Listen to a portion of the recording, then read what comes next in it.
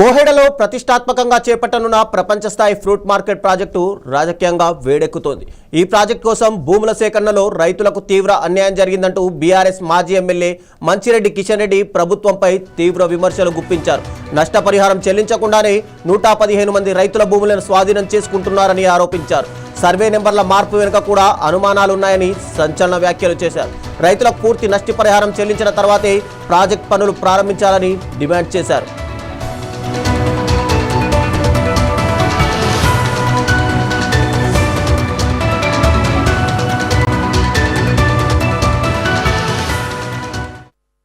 ఈరోజు ఇబ్రాహీంపట్నం నియోజకవర్గానికి సంబంధించినటువంటి రాష్ట్రానికి సంబంధించినటువంటి ఫ్రూట్ మార్కెట్ ఏదైతే ఉందో గత ప్రభుత్వం 22 ఎకరాల్లో గడ్డానారంలో ఉన్నటువంటి ఫ్రూట్ మార్కెట్ ను కొయ్యేడలో 507, 538 సర్వే నెంబర్లో 170 ఎకరాలు అలాట్ చేసినటువంటి సందర్భం మీకు అందరికి తెలిసినటువంటి విషయమే।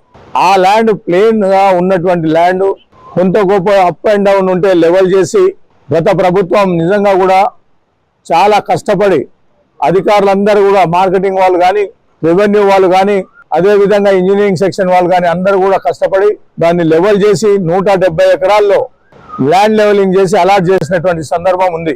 రేవంత్ రెడ్డి గారి ప్రభుత్వం వచ్చి ఈ ప్రభుత్వం వచ్చిన తర్వాత ఎందుకు ఆలోచన వచ్చిందో ఏమొచ్చిందో తెలియదు కానీ దానికి బదులు ఓఆర్ఆర్ అవతల 167/1 సర్వే నెంబర్ను సెలెక్ట్ చేసేదట। ఈ రోజు ముఖ్యమంత్రి రేవంత్ రెడ్డి గారు వచ్చి ఫౌండేషన్ వేయడం జరుగుతూ ఉంది।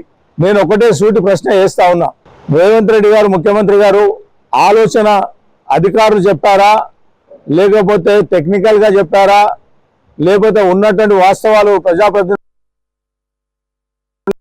ఈరోజు